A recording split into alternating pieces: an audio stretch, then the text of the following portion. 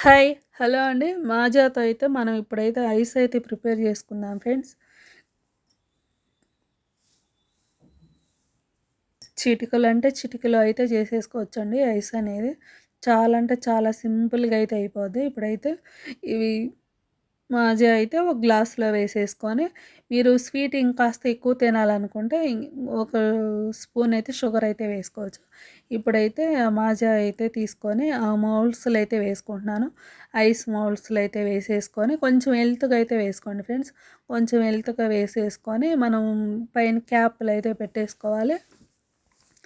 ఇవి లేకపోతే గ్లాసులో అయినా వేసుకోండి. గ్లాస్‌లో కూడా వేసేసుకొని చక్కగా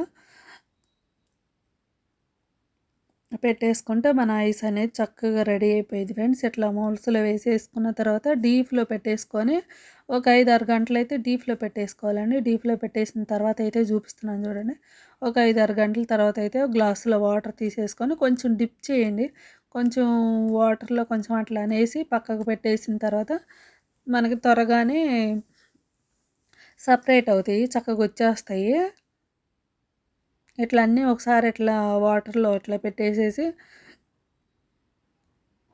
ఇప్పుడైతే 2 చేతులతో ఇట్లా ప్రెస్ చేసినట్టు అన్నారంటే చక్కగా ఊడొచ్చేస్తాయి ఫ్రెండ్స్. చూసారు గదా! బాగా వచ్చేస్తాయి. చక్కగా ఇట్లా ప్లేట్‌లోకి తీసేసుకొని చల్లగా అయితే తినొచ్చు ఫ్రెండ్స్. చూసారు మాజాతో అయితే మనం ఐస్ అయితే ప్రిపేర్ చేసుకున్నాము. ఫ్రెండ్స్ మన ఛానల్ ఎవరన్నా కొత్తగా చూస్తుంటే సబ్స్క్రైబ్ చేసుకోండి. సబ్స్క్రైబ్ చేసుకొని లైక్ చేయండండి. ఇట్లాంటి వీడియోలు కొత్త వీడియోలు అయితే మన ఛానల్‌లో వస్తాయి. తప్పకుండా అయితే సబ్స్క్రైబ్ చేసుకోండి. ఈ వీడియో అయితే ఇంతటితో ఎండ్ చేస్తున్నాను ఫ్రెండ్స్. అందరికీ బాయ్ అండి.